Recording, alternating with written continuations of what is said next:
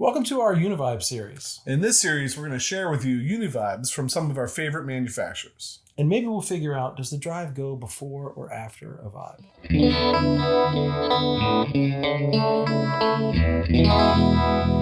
On today's episode of PJ and the Beard, we're taking a look at another Vibe pedal as part of our Vibe series. But before we get into that, we'd like to ask you to consider subscribing to the channel, click on the notification bell. Your interaction with us helps us interact with great people like Jam, which we've done that through our friends at Zzounds. And today we have in the very beautiful RetroVibe from Jam. I love their boxes. I love the paint jobs and stuff. We've had several Jam pedals in. We've worked directly with them a couple times. They seem like really nice people over there.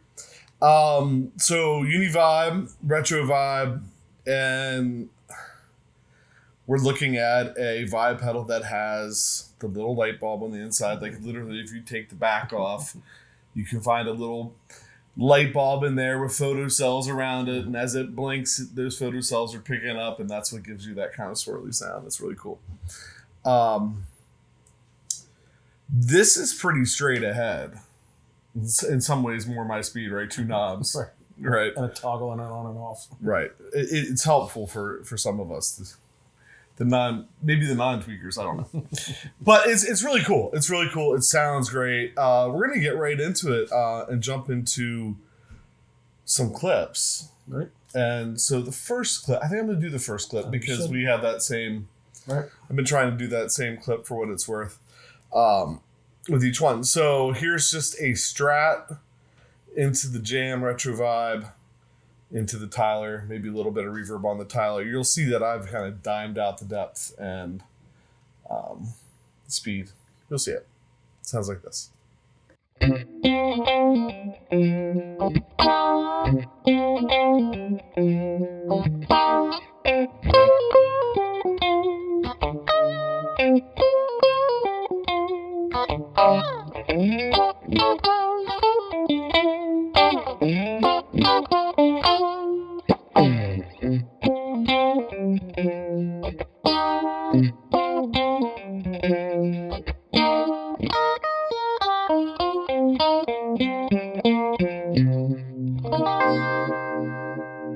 So for my first clip, I played it mostly clean, but not totally clean, but I did flip it over to the vibrato side of the pedal. I paired it with the Dunlop Joe Bonamassa mini fuzz face, but I dialed the volume back. So there's just a little bit of top on it, but not a lot. And I played this.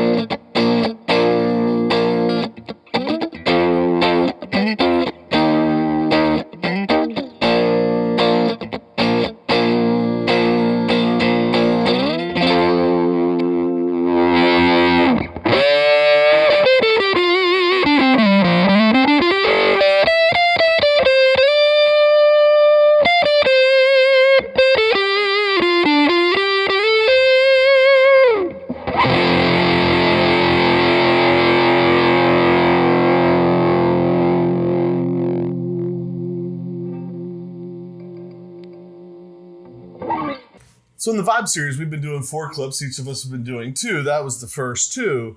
And then kind of in the middle between the 4 clips, we'd like to just dive into the features and the control. This is going to be pretty easy. There's not a lot of knobs and switches here. Right.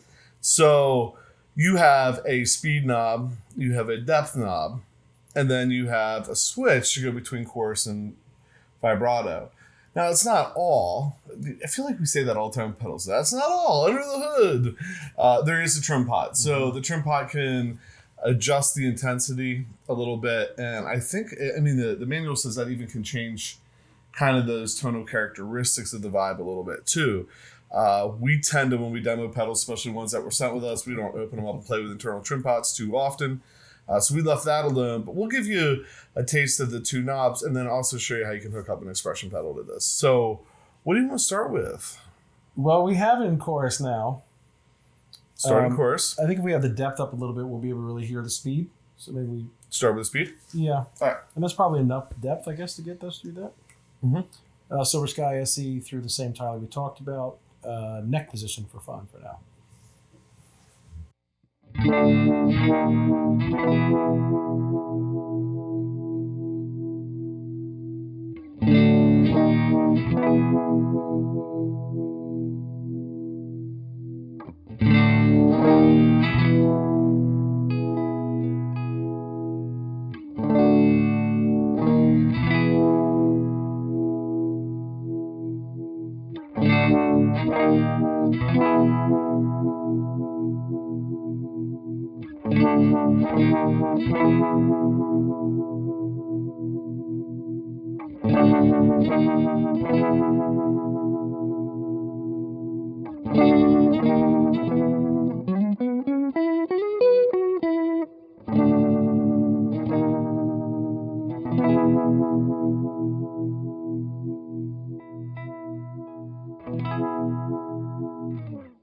Should we go too clean? Sure.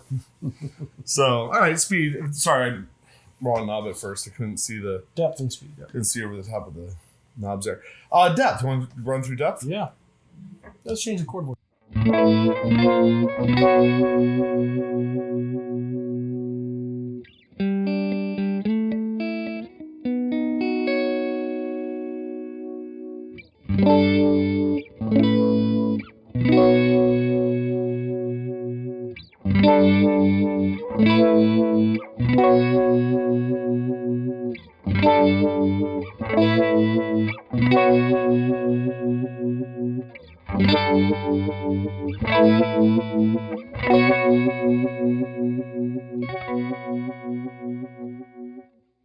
I could be wrong. I feel like on this pedal, when you get the intensity up, it brightens up. It does. I noticed that too. We noticed it when we were figuring some things out, but I think it really showed that there. Yeah. The further you went to the right, the brighter it got. Which I like. I think it's cool. Mm-hmm. Joking about it only having two knobs earlier, being more my speed, it is... There's not like a bad... Right. I don't feel like there's a bad sound.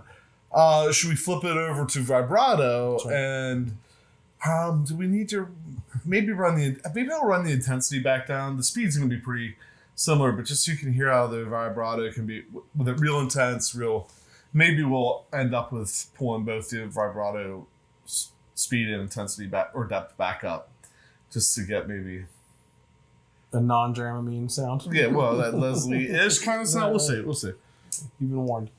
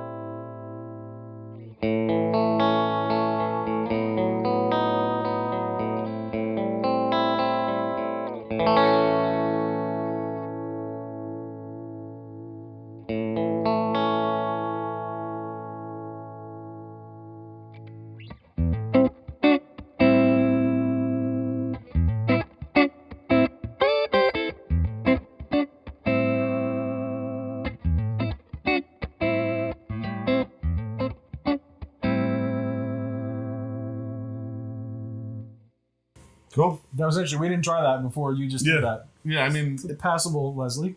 Right. Yeah. I gotta say, I used to hate the vibrato setting. Right. Not a fan.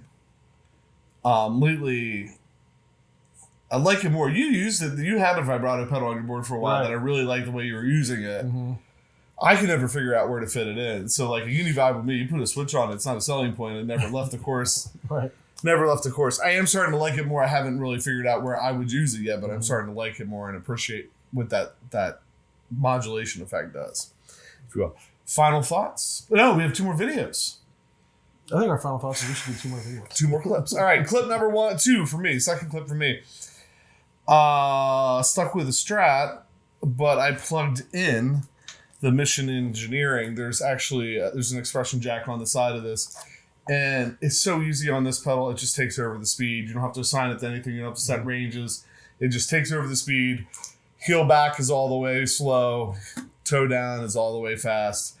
This is on the floor, but you'll hear it move. You'll hear it move. I should have put a camera on the floor so because my tie-dye Crocs go really good with the flowery jam pedal right now. They're jam approved. Right. Here you go.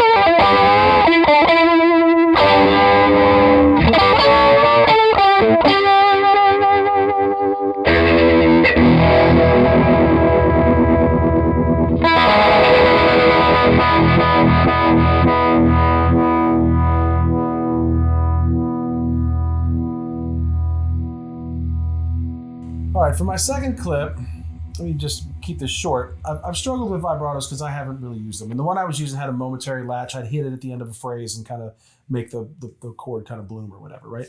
So even in the series, I've kind of struggled sometimes of hearing that Hendrix sound while I was watching that pedal show, right? Because that's what I do.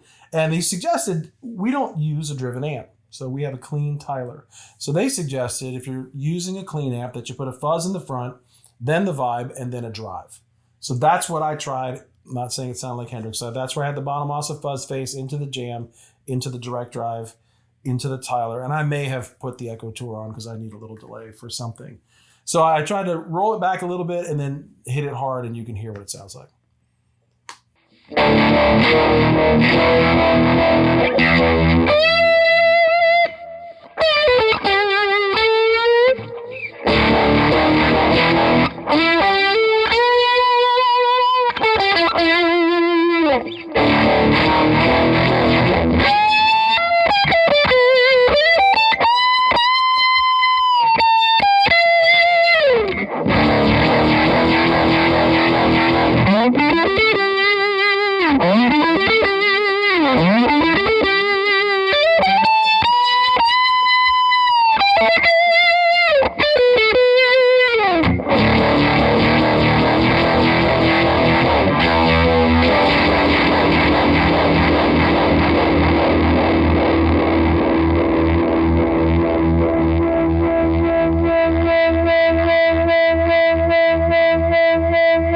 There's our clips with the RetroVibe. Final thoughts, Pat?